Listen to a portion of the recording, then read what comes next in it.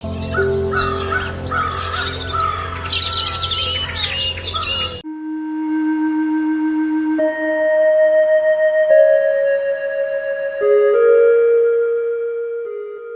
से अगले दिन मास्टर जी और दादी अम्मा सुमित्रा के घर आते हैं और सुमित्रा गीता को पानी लेने भेज रही थी। गीता, पानी फिर खत्म हो गया, क्या कोई से और ला, अभी के अभी। अभी तो लाई हूँ मैं पानी, कैसे खत्म हो गया?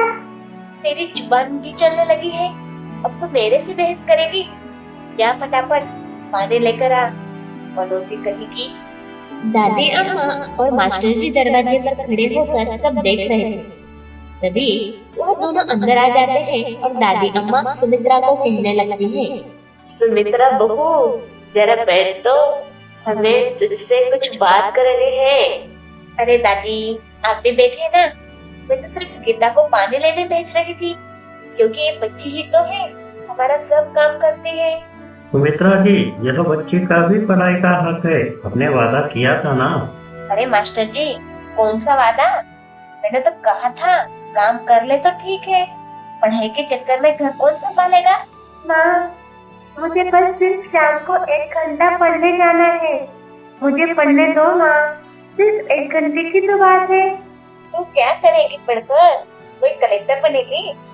मुझे काम ही करना है। सुमित्रा, अगर ये बच्ची तेरी सगी नहीं है, पर तू ही इसकी माँ है ना, इसे मत रोक। ये बच्ची घर के साथ साथ तेरा भी नाम रोशन करेगी। मैंने पाला है इसे, अब मुझे ही सिखाएंगे, इससे पढ़ाई नहीं होगी। सुमित्रा जी, ये बच्ची गाँव का शान है, अगर आप नहीं मानेंगे तो मैं सरपंच जी से कहूँगा, फिर वही फैसला करेंगे। क्या आपको यह फैसला मंजूर होगा? नहीं ना, तो इसलिए शिक्षा का हक इसका भी है। मास्टर जी का बयान सुनकर सुमित्रा पूरी तरह चौंक जाती है और मास्टर जी से कहने लगती है, मास्टर जी, आप धमकी दे रहे हैं? नहीं नहीं सुमित्रा जी, आप ऐसा मत समझिए, मैं आपके इंसाफ की बात कर रहा हूँ। अगर आप नहीं मानेंगे तो हम आखिर में सरपंच जी से ही कहेंगे, फिर वही फैसला करेंगे, और ये फैसला आपको कदापि मंजूर नहीं होगा। इसलिए आपके लिए यही अच्छा है कि आप इसे स्कूल भेजिए, इसमें आपका भी नाम रोशन होगा ना। मास्टर जी, रहने दीजिए, माँ नाराज हो जाएगी। बेटी तू डर मत, कुछ नहीं होगा, तू सिर्फ सच के साथ रहो। मास्टर जी गीता को समझा रहे थे और मधु भी स्कूल में थी। सुमित्रा को पहली बार गीता की आंखों में साहस दिखता है। तभी दादी सुमित्रा से कहने लगती है, अरे बहू, अच्छे से सोच ले, आज नहीं माना तो कल गांव ही तेरे पर सवाल करेगा। तू बच्चे को पढ़ने दे, भगवान तुझे भी आशीर्वाद देगा। ठीक है, शाम की कक्षा जा सकती है, लेकिन घर के काम भी करने होंगे।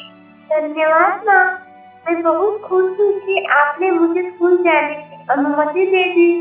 बेटी गीता, अब तेरे लिए यही सही मौका है, इसे व्यर्थ मत जाने दे।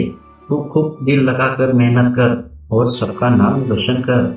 पहली बार सुमित्रा ने हाँ कहा था, भले ही शर्तों के साथ, लेकिन गीता के लिए एक छोटी सी जीत थी। उसके दिल में अब बड़ा सपना जाग चुका था।